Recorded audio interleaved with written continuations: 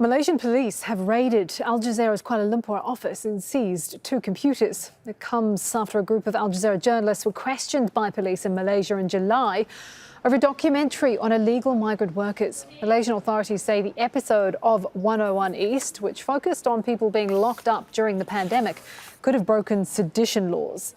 Al Jazeera rejects those allegations. Well, Giles Trendle is the managing director of Al Jazeera English. In a statement, he said, Al Jazeera calls upon the Malaysian authorities to cease this criminal investigation into our journalists.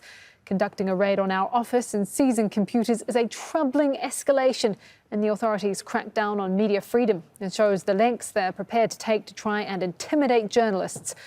Al Jazeera stands by our journalists and we stand by our reporting. That we do. We have Guok Nyek Seong, an Al Jazeera lawyer, joining us now from Kuala Lumpur by phone. So you were, if you can hear us, you were at the office, I believe, when this raid was carried out. What happened?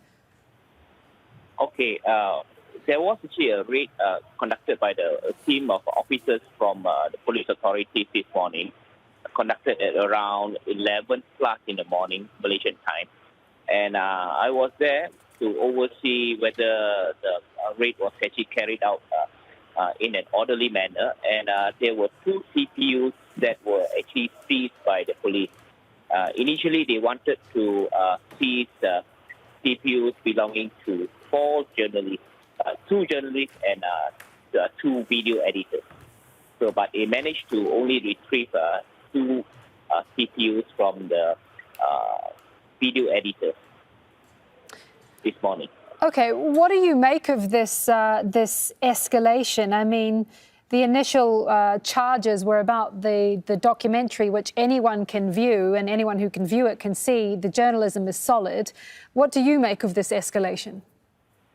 Okay, what I can see is that, well, this is part and parcel of the investigation to complete what you call the investigation papers.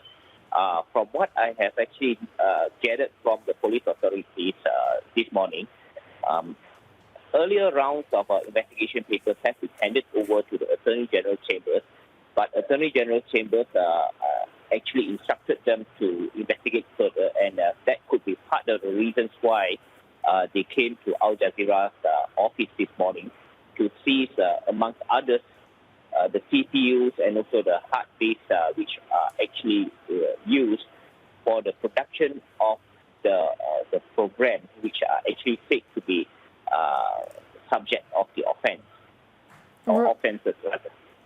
Right, so what is the process from here then? All of this information goes back to the Attorney General's chambers and then they make a decision on what happens? How does this all work? Yeah, then what will happen is after this,